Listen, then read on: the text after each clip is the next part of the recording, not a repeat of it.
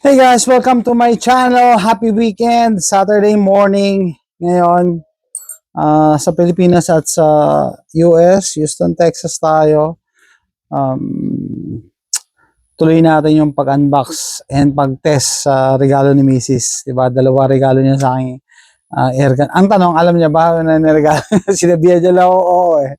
Okay, so yung una, yesterday, we tested the Diana Chaser. Sabi ko nga, ang Diana, sikat yan sa mundo ng airguns.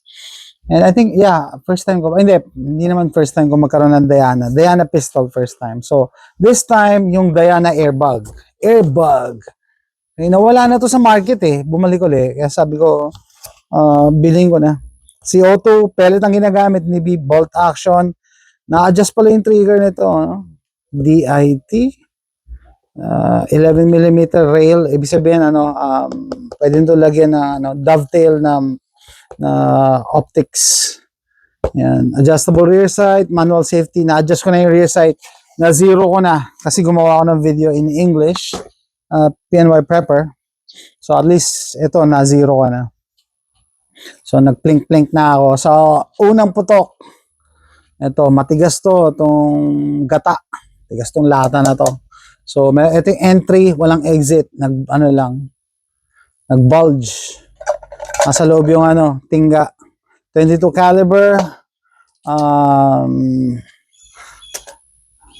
Yan, Crossman Premier Hollow Point gamit natin. 14.5 grains to eh. Anyway, so gumagamit to ng 12 grams CO2. Mamaya pakita natin pag naubos. Pero bago kayo maglagay nito, dapat may Pelgan oil. Comment down below kung ano yung substitute nyo. Nabasa ko sa ibang comments, transmission fluid, I don't know. Kasi kailangan may oil para hindi mag-dry yung seal sa loob. Sa tingin ko, silicone fluid. Sa tingin ko. Kasi mahal na yan eh, nagmamahal na eh. Dati $3 lang eh. Ngayon, for $75 na eh. Almost $5 na. So, without further ado, sa naman sa lata ng sausage, tagusan naman siya. Yan, tagusan. So, baka sabihin nyo mahina. Hindi. Depende sa lata, matigas kasi yun eh. Ito, tagusan. Plus, pwede mo i-adjust ang power nito. Ayan, ikutin mo lang yan. Mag-a-adjust yung power spring niya sa loob. So, mas malakas ang tama. Ano pa? Yeah, testing na natin. Testing tayo. Testing. Naglagay ako ng lata dyan. Single loading tray. Nilagyan ko ng weights para hindi tumalsik yung lata. Okay, firing. Tagusan, kitang-kita. Kitang-kita. Kita ko sa sa grass. Kita ko sa grass eh.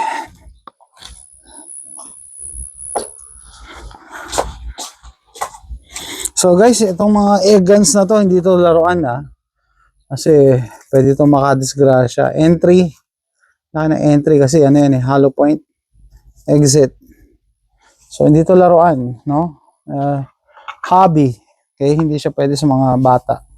Dapat 18 years old supervision. Pwede naman gamitin ng bata as long as supervised ng adults.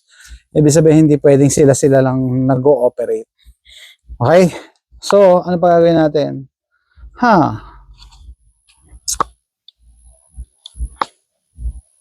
Yung mga ay sayang, hindi ko pala tinayo yung mga targets ko. Okay lang, na zero ko naman siya, na zero ko. Tirahin natin yung mga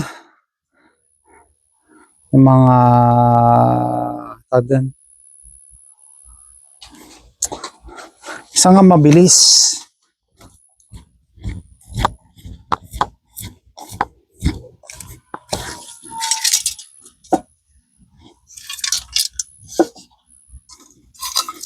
Halos pipina to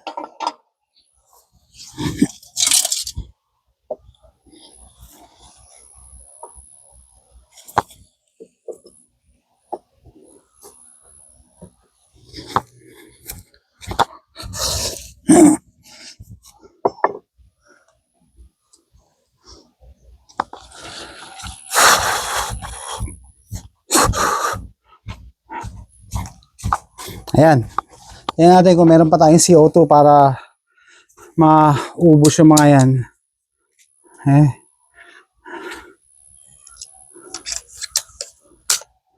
Yung lata muna sa left side.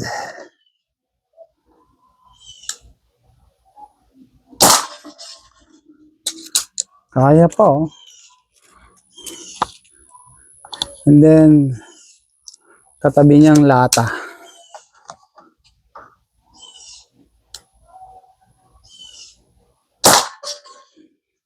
Tapos gamitin natin yung ano niya, magazine.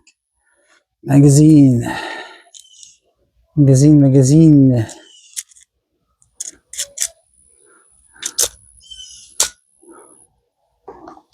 Yung lata sa taas, yung extreme right.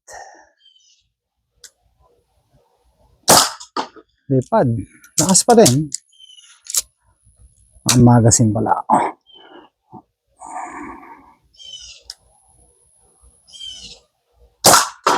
Lipad.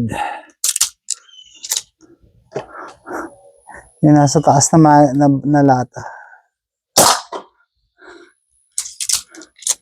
Yung Dodge Ram. Yung Ram. Dodge Ram tawag ko dun eh. Teka. Yung Ram sa left side.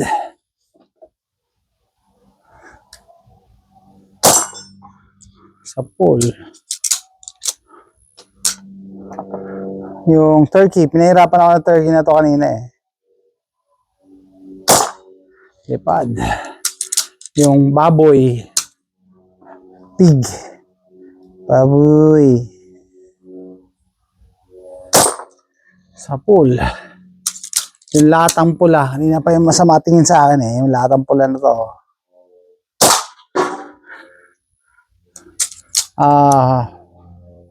Wala na akong ano, bala. Ito, mahal ang magazine nito eh. Almost $30 eh. Single loading tayo ulit. Balik tayo sa single loading. Ito nyo, mas mabilis yung pag-engage pag naka-magazine. Pero sanayan lang yan. Yan, natanggalan natin lahat ng mga targets, no? Yung mga lug nuts na lang. Tingnan natin kung kaya ko. Kasi, yun, sa pool. Kasi yung front sight nga nito, black. Mahirap makita. Dapat pinturahan. So, quick tip sa mga gunners na katulad ko, air gunners and real powder burners. Pwede kayong bumili ng ano, yung mumurahing Q-Tix. Yellow or red. Yan, yung extreme right sa taas. Hit. Very accurate gun. It's a very accurate gun. Yan natin, kaya pa. Isang canister pa lang to ha. Nakadalawang round na ako sa targets. Here we go. Yun, sumablay na ako. Mababa yung ano, yung aim. Dapat taasan ko ng konti. Sabi mo, mahirap ihanapin yung ano, yung black. Mahirap hanapin yung black. Pag nasa shade, nasa lilim, no? Mamaya gagawin natin ang paraan yan. Yung ano, spinner sa baba. Hit. Okay. So the way yung speed, mabagal yung talsik, ibig sabihin, umihina na yung CO2 nito, kaya kailangan makompleto na natin yung mga targets natin. So mag-aim lang ako ng a little high at sumablay. Mahirap talaga pag nasa shade yung target. Makita eh. Ay, shades ko, di makita.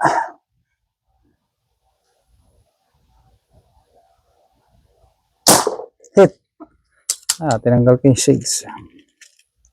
Yan, nagre-ricochet eye protection. Huwag yung kalimutan. Hit. Wow. Last. Hindi natin kaya. Last.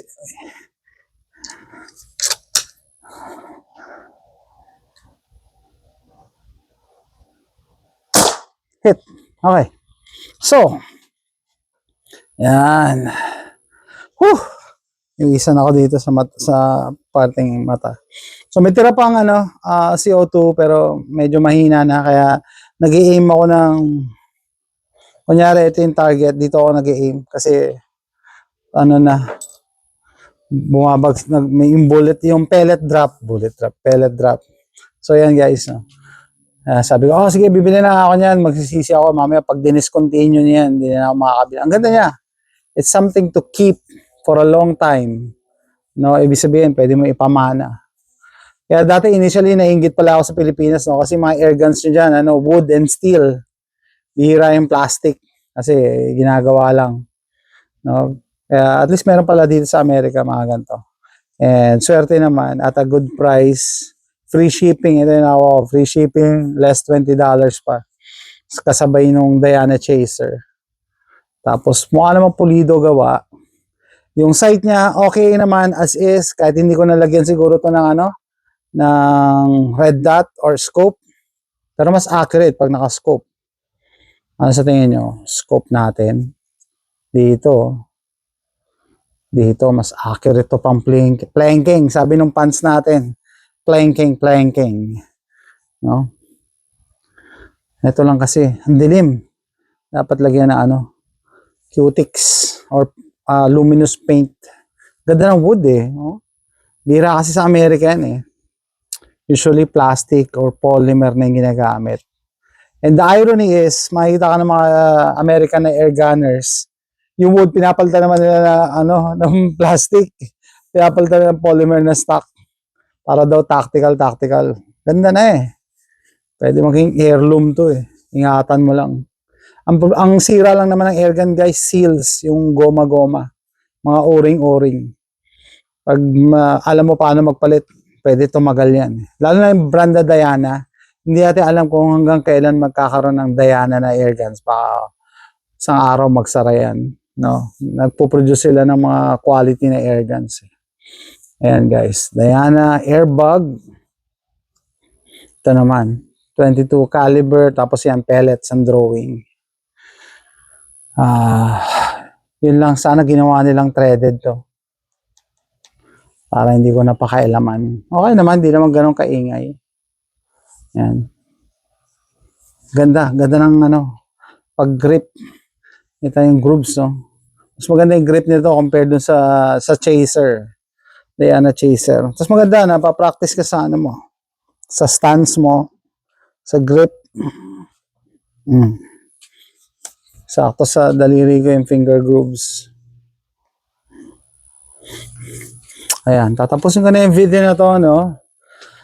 Sabi ko nga, for the times na hindi tayo nakapunta sa gun range at nagpapatok ng powder burners, nakakatipid pa rin tayo dahil mura lang ang pellets, airgun pellets compared to real ammo like 9mm and 223, napakamahal na ng mga bala, no? At least nakakapag trigger time pa rin ako.